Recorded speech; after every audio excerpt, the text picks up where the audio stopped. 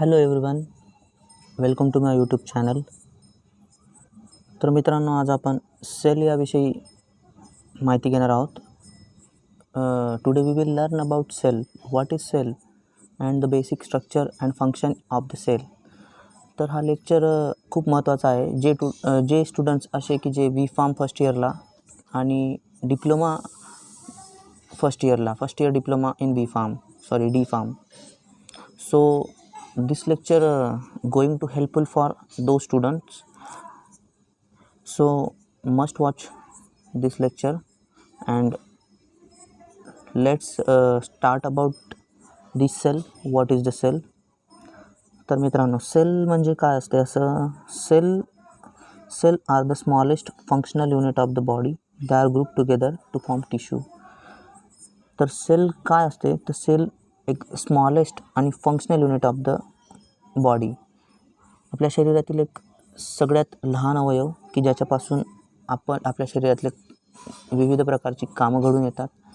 आणि अशा खूप साऱ्या सेल्स मिळून ग्रुप ऑफ टिश्यू फॉर्म होतो, म्हणजेच group of cell known as tissue. तर खूप साऱ्या सेल्स ह्या एकत्र आल्यावर टिश्यू फॉर्म होतात. तसेच आपण पुढे बघणार आहोत की structure and function of the cell. सेलचं स्ट्रक्चर कसं असतं, तिचं फंक्शन काय काय असतात, ती कसं काम करते, त्याच्याबद्दल आपण माहिती घेणार आहोत. The human body develops from a single cell called the zygote. जसंच की मी तुम्हाला सांगितलं की आपली बॉडी आहे ती एका सेलपासून डेव्हलप होत असते. तर आपली ह्युमन बॉडी एका सेलपासून डेव्हलप होते, एका सिंगल सेलपासून डेव्हलप होते. त्या सिंगल सेललाच आपण झायगोट म्हणतो. हे लक्षात ठेवा की झायगोट या सिंगल सेलपासून आपली ह्युमन बॉडी डेव्हलप होत असते. झायगोट म्हणजे काय? तर zygote is result from. Zygote कशापासून तयार होतो? तर तो फ्युजन ऑफ ओव्हम फिमेलपासून आणि मेलचा स्पर्मॅटोझोआ यांच्या दोघांच्या फ्युजनपासून झायगोट फॉर्म होत असतो आणि त्याच्यापासूनच आपली लाईफ ओरिजिन होत असते.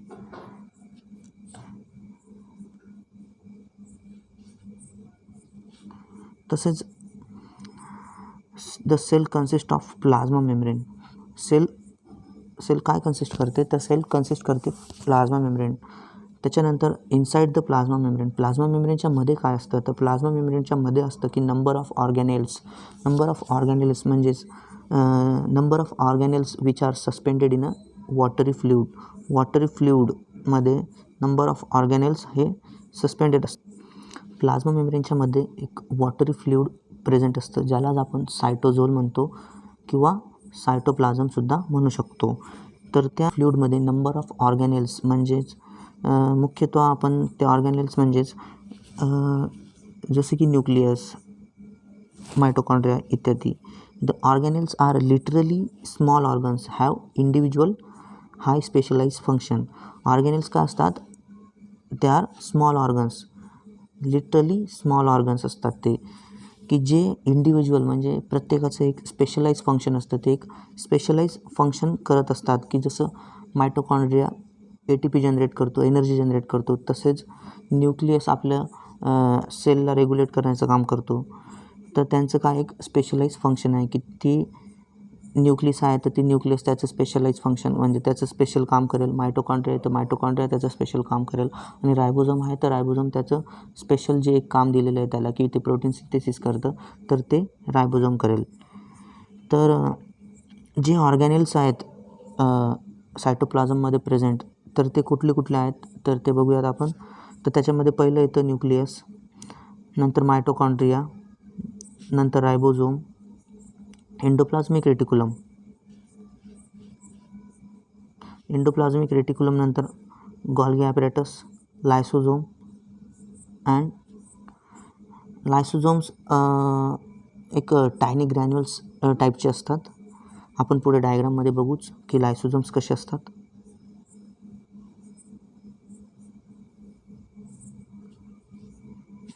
तर ही डायग्राम आहे सेलची. त्याच्यामध्ये जी आउटर मेम्ब्रेन आहे ती आउटर मेम्ब्रेन म्हणजेच प्लाझ्मा मेम्ब्रेन. हिला प्लाझ्मा मेम्ब्रेन म्हणतो आपण. त्याच्यानंतर हे जे सॉसेज शेपचं जे स्ट्रक्चर आहे त्याला मायटोकॉन्ड्रिया म्हणतो. हे जे ग्रॅन्युअल्स टाईप्स आहेत त्याला आपण रायबोझोम्स म्हणतो. त्याच्यानंतर हे येतं न्यूक्लियस. न्यूक्लियस हे जे सगळ्यात मोठा अवयव आहे त्याला आपण न्यूक्लियस म्हणतो. त्याच्यानंतर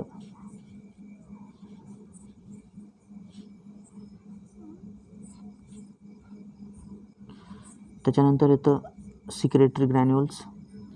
त्याच्यानंतर येतं स्मूथ एंडोप्लाझमिक रेटिक्युलम.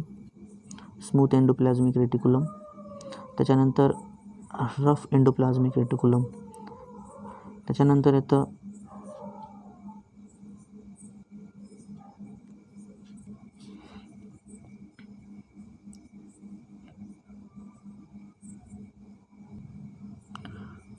तर ही होती सिंपल सेलची डायग्राम. सेल्समध्ये कुठली ऑर्गॅनेल्स प्रेझेंट असतात ते आपण बघितले. तसेच त्या ऑर्गॅनेल्सचे स्ट्रक्चर काय आणि फंक्शन काय ते आपण पुढे बघूयात.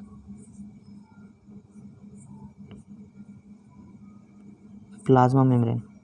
प्लाझ्मा मेम्ब्रेन ही आउटर मेम्ब्रेन असते जी की जिच्यामध्ये सायटोझोल असतं आणि सायटोझोलमध्येच ऑर्गॅनेल्स असतात.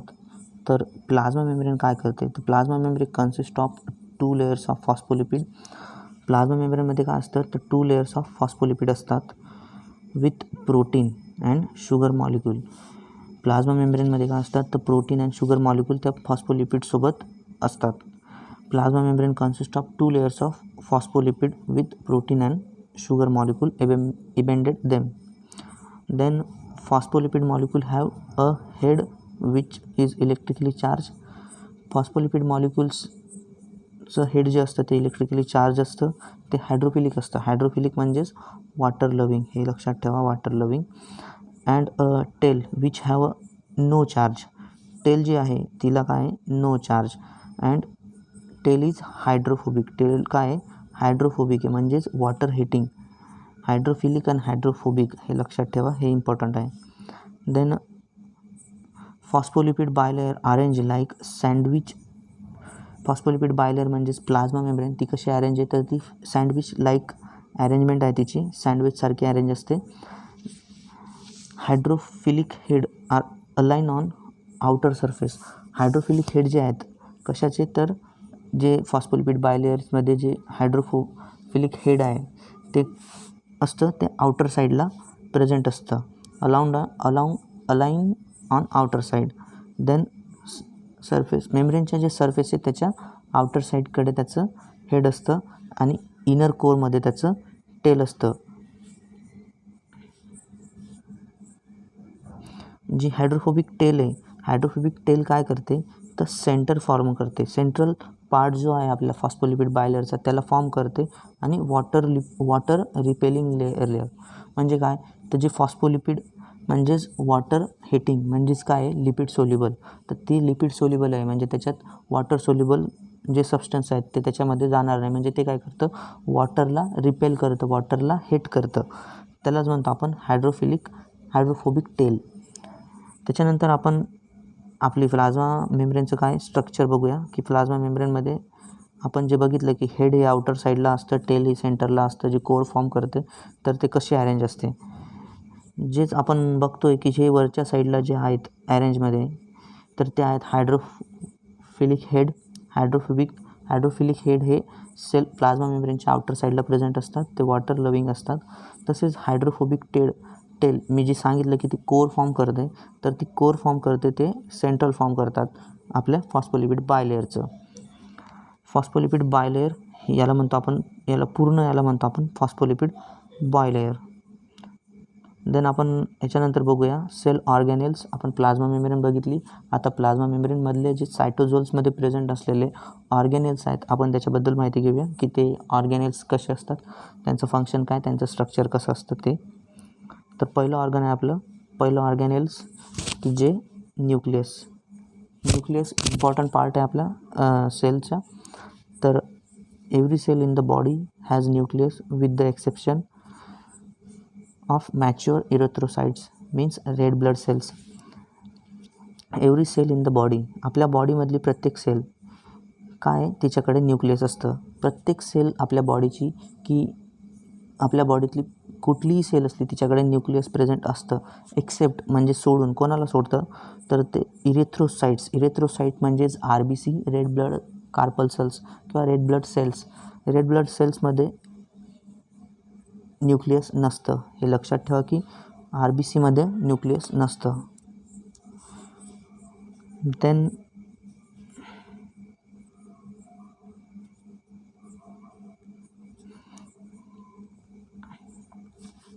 nucleus, which is largest organelles and contain within the nuclear envelope. Nucleus काय तर लार्जेस्ट ऑर्गेनेल्स आहे.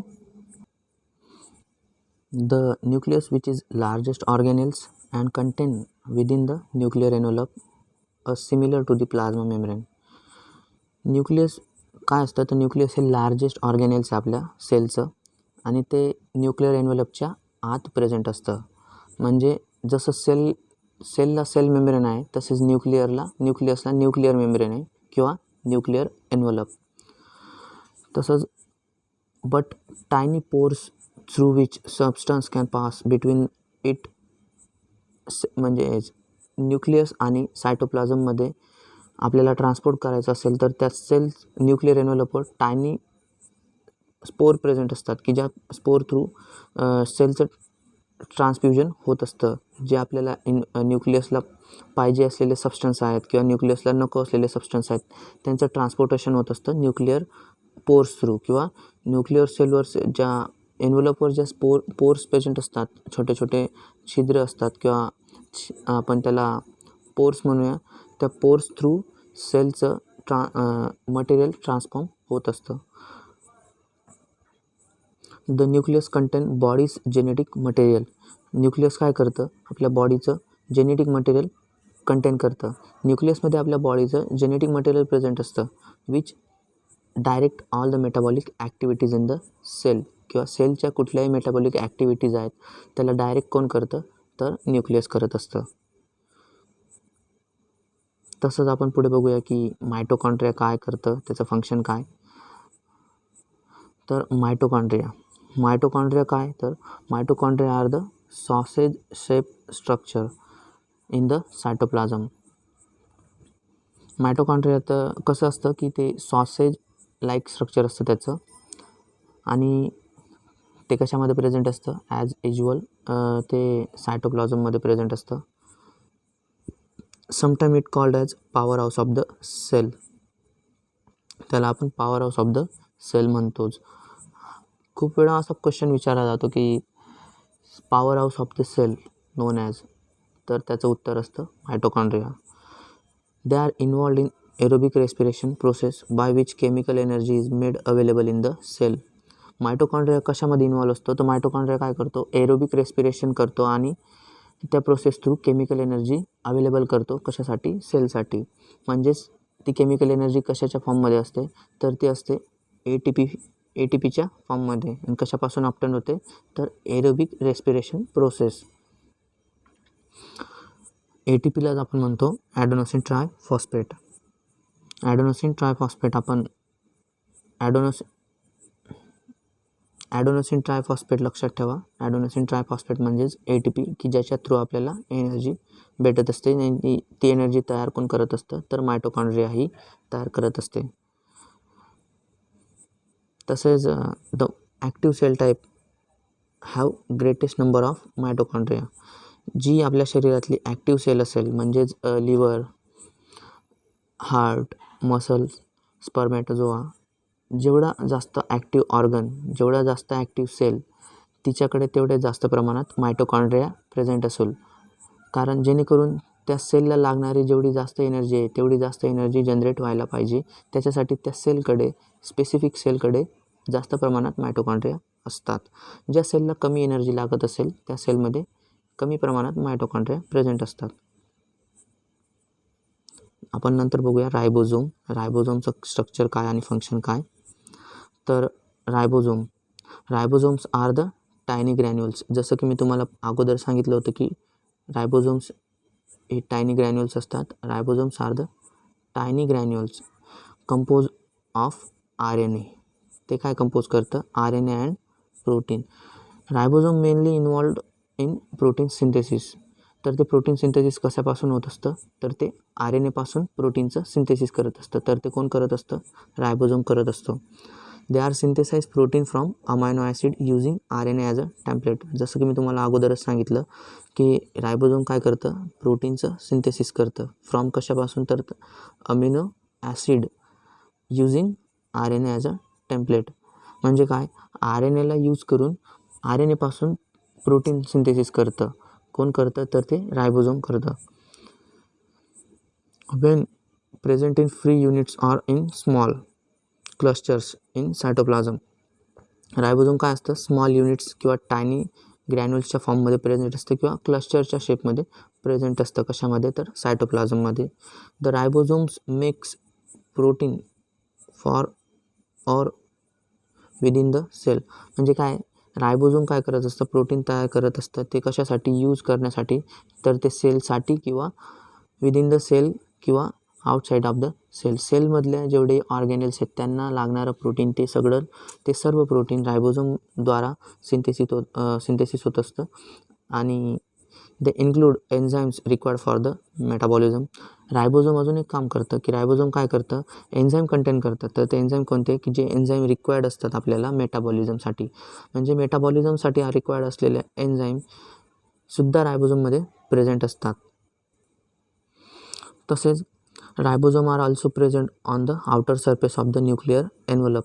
न्यूक्लिअर एन्व्हलपच्या आउटर सरफेसवर सुद्धा रायबोझोम प्रेझेंट असतात. आणि अजून rough endoplasmic reticulum. Rough endoplasmic रेटिक्युलमच्या आउटर साईडला रायबोझोम्स प्रेझेंट असतात की जेणेकरून रायबोझोम जे प्रोटीन सिंथेसिस करेल त्याचं ट्रान्सपोर्टेशन कोण करतं, तर ते रफ एंडोप्लाझमिक रेटिक्युलम त्याचं ट्रान्सपोर्टेशन करत असतं. जसं मी तुम्हाला सांगितलंच की रफ एंडोप्लाझमिक रेटिक्युलमच्या सरफेसवर रायबोझोम्स प्रेझेंट असतात. Where they manufacture proteins. ते काय करत असतात, तर प्रोटीन मॅन्युफॅक्चर करत असतात आणि protein export from the cell. तर ते एंडोप्लाझमिक रेटिक्युलम काय करत असतात, ते जे प्रोटीन रायबोझोम कडून तयार झालेलं असेल त्या प्रोटीनला एक्सपोर्ट करण्याचं काम करेल. म्हणजे सेलपासून दुसऱ्या सेलपर्यंत पोहोचवण्याचं काम करेल. मग आपण एंडोप्लाझमिक रेटिक्युलम काय असतं ते बघूया. The endoplasmic reticulum is a series of interconnecting membranous canal in the cytoplasm. There are two types, smooth endoplasmic reticulum and rough endoplasmic reticulum. Endoplasmic रेटिक्युलमचे हे दोन टाईप्स आहेत, स्मूथ आणि रफ. एंडोप्लाझमिक रेटिक्युलम काय असतं, तर they R series interconnecting membranes. एक series असते ती इंटरकनेक्टिंग मेम्ब्रेन्स एकमेकांमध्ये गुंफलेले असतात, इंटरकनेक्टेड असतात. इंटरकनेक्टेड मेम्ब्रेनस कॅनल्स असतात आणि इनसाइड द सायटोप्लाझम, ती सायटोप्लाझममध्ये प्रेझेंट असतात. दे हॅव टू टाईप्स, एक स्मूथ एंडोप्लाझमिक रेटिक्युलम आणि एक रफ एंडोप्लाझमिक रेटिक्युलम. तर आपण बघूया स्मूथ एंडोप्लाझमिक रेटिक्युलम काय असतात. Smooth endoplasmic reticulum synthesis lipids, steroid hormone and is also associated with detoxification of some drugs.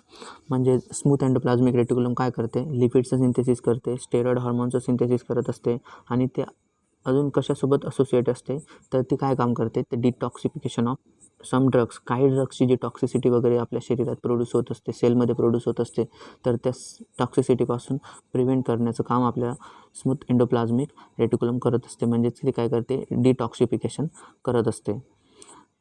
तसेच आपण रफ एंडोप्लाझमिक रेटिक्युलम बघूया. तर rough endoplasmic reticulum is stud with ribosomes. Rough endoplasmic reticulum कोणासोबत present असते, तर रायबोझोमसोबत attach असते. आणि दे are site of protein synthesis. Ribosome काय असते, रायबोझोम प्रोटीन सिंथेसिस करतं आणि रफ एंडोप्लाझमिक रेटिक्युलम काय करतं, जे प्रोटीन रायबोझोमद्वारे तयार करण्यात आले आहे त्या प्रोटीनला एक्सपोर्ट करण्याचं काम करत असतं. तर ते काम कोण करतं, तर ते काम करतं rough endoplasmic reticulum. They are site of proteins and that are exported from the cell. सेलपासून एक्सपोर्ट करण्याचं काम, प्रोटीन एक्सपोर्ट करण्याचं काम रफ एंडोप्लाझमिक रेटिक्युलम करत असते. त्याच्यानंतर आपण बघूया गॉल्गी ॲपरेटस. गॉल्गी ॲपरेटस काय आहे ते बघूया. Golgi apparatus consist of stacks of closely folded flattened membranous sacs. हे सुद्धा मेम्ब्रेनस सॅक्स आहेत.